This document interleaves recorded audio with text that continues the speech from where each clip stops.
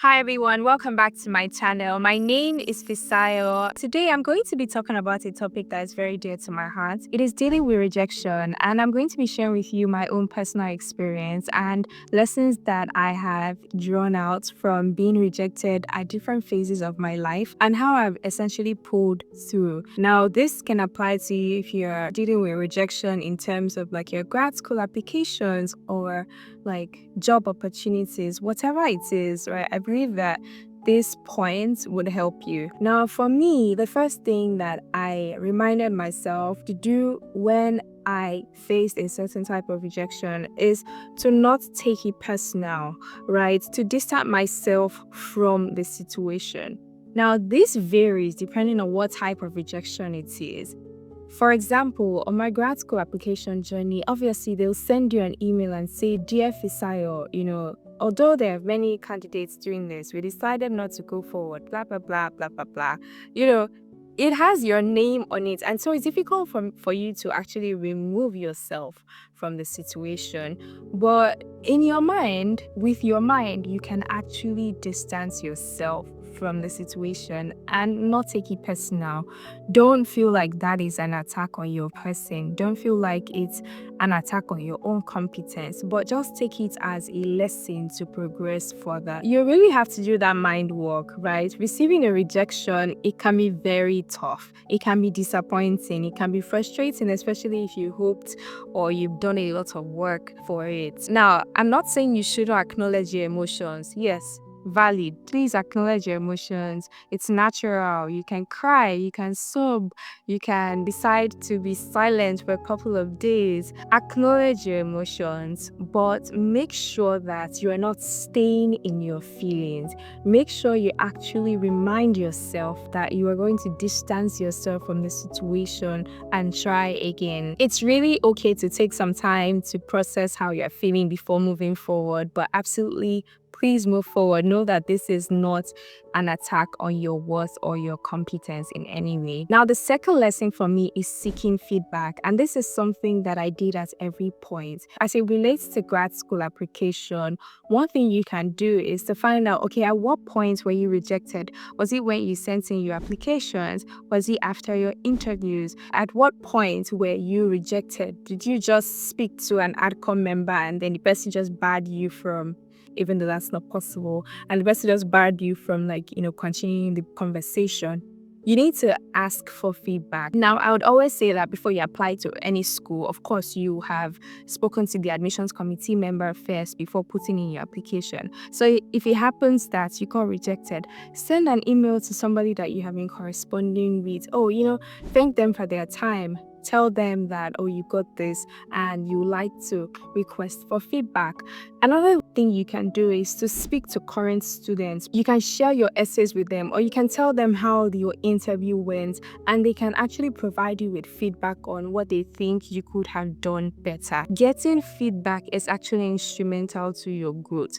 Whether the feedback comes in a constructive or a destructive way, it's still instrumental to your growth. Now, everybody loves when feedback is constructive, but the truth is, it's not everyone that has the emotional intelligence to give you feedback in a way that is constructive. It is you that has to do the mind work of dissecting the information that you have received in that feedback and seeing where you can improve. Now, the next thing is auditing your work, right? After receiving that feedback, look into your essays. What things didn't you do well? How should you have phrased things? How could you possibly align your vision, your goals to what the school is requesting for? If it's your interviews, make sure that you get on mock interviews with people who have done a lot of these interviews. If you're going to use a personal coach, if you're going to use a current student, if you're going to use somebody that's been admitted, if you're going to use somebody who has knowledge of interviewing, whatever it is, if you're going to watch YouTube videos, right, and keep practicing, if you're going to write down the actual answers to different questions and practice saying it to yourself in front of the mirror, please do it. Make sure you're putting in the work. Every feedback you receive at any stage, in the previous step that I mentioned, make sure you incorporate it into your work and you try again. I remember for the school that I got rejected, I did this pre-recorded video interview where it just came up on the screen and then it will give you the prompt, and I think it will give you about 30 seconds to think, and then you would answer. Now, I'd prepared, but I had not done so much preparation because that was my first interview. After I got dinged, I made sure that I looked at different types of questions. I brought out my resume, like, okay, how many behavioral questions can I actually bring out from the bullet points I've written in my resume? What are the kind of questions that they ask the prospective students that are going to this school? I write it down. Try to revise my lines. I write down different lines of thoughts using the STAR format, that's situation, task, action, and results. Right? Write them down, practice, revise, saying it to myself. Practice it. Like, I'll literally be talking to myself and you think that I am talking to an interviewer, talking to somebody. I just wanted to be that good, and I wanted to make sure that I was fluent when I was talking, so it doesn't seem like, oh, I have rehearsed somewhere or I have crammed what I was going to say, because of course the questions may not be the same, but making sure that you practice having a level of fluency would help you when you are speaking at the real interview. It will help you with your confidence. Like, you can literally look at people in their eyes and answer them, even if at the beginning of the interview, when they ask you the questions, you may not exactly know what the answer is, or if you take some time to reflect on some of the things you said to yourself, you can piece two things together and start answering them in a way that they would like. Now, the next thing is knowing that rejection is redirection. I know that sounds cliche, but it is the truth. If a door closes, another one opens. If a door shuts in a particular way, it most likely means that there's another path for you to take.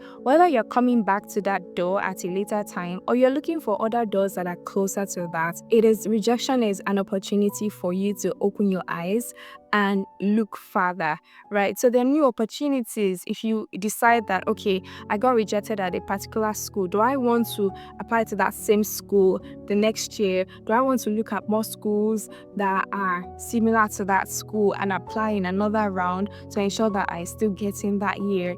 Things like that. Just make sure that you're being resilient, because resilience is really key in this game, right? If you're going to give up, then why did you start in the first place? You shouldn't give up. And I know you're watching this video because you don't want to give up. So please do not give up. Please do not give up, right? Many of us who you think are doing well, successful and whatnot, are actually going through a lot of challenges, and it is resilience that is pulling us through, right? So please make sure that you are resilient. Don't let rejection deter you from your goals or make you feel like you're not worth it. Please make sure you use your setbacks as motivations to push harder and to push forward. You can also consider looking into different programs, looking into different schools. You can even decide that, oh, you know what, I want to have more work experience. I feel like my recommendation was not strong enough. I want to take one more year to work. I want to take one more year to actually do some volunteering. I want to take one more year to save up money. There are so many things that rejection can actually open our minds to if we decide that we're going to stay open-minded. But please make sure that it doesn't get to you, and make sure that you know for yourself that rejection will somehow redirect you to something greater and something better. Now, another point is seeking support. This is a good time for you to lean on your family, your friends, your mentors, your sponsors.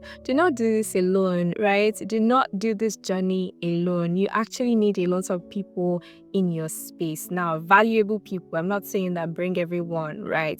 But people that you trust, allow them to help you.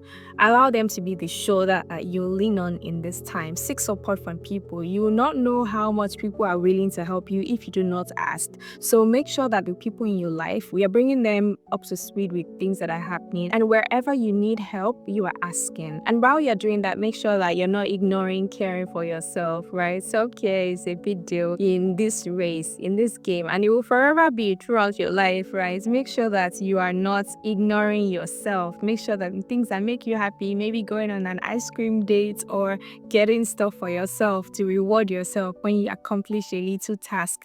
For me personally, when I was going through my whole grad school application, I will go out, like some Sundays, I will go out, go and get something nice for myself to eat and know that, okay, I have written this amount of words this particular day, I deserve this, or I have done this number of GRE mock tests, I deserve this. So make sure that you continuously care for yourself and you reward yourself for the little things that you are actually doing right. Rejection can really have you doubting your competence as a person. Rejection can really have you questioning everything, but make sure that you're caring for yourself physically, you're caring for yourself emotionally, spiritually. Make sure that you're taking care of your mind and reminding yourself of how much of a big deal that you are. Now, the last point is knowing that everything, this whole thing, it's all a journey and it's not a destination. Because if you think this is a destination or then you get to grad school, is that the end? No.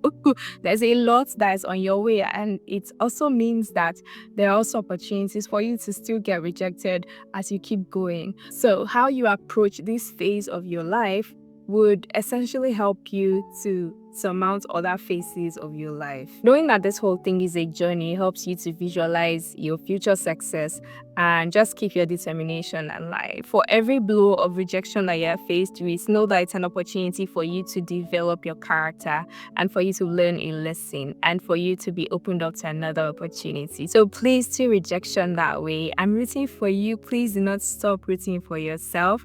Let me know what comments you have. Let me know if any of these points that I said resonated with you. Give me examples of when you have dealt with rejection and how you have dealt with it. I'm sure everyone who is watching would also want to hear from our writers. If it's your first time here, say hello to me in the comments. I definitely want to hear from that I'm sharing. All right, see you in my next video. Thank you and bye.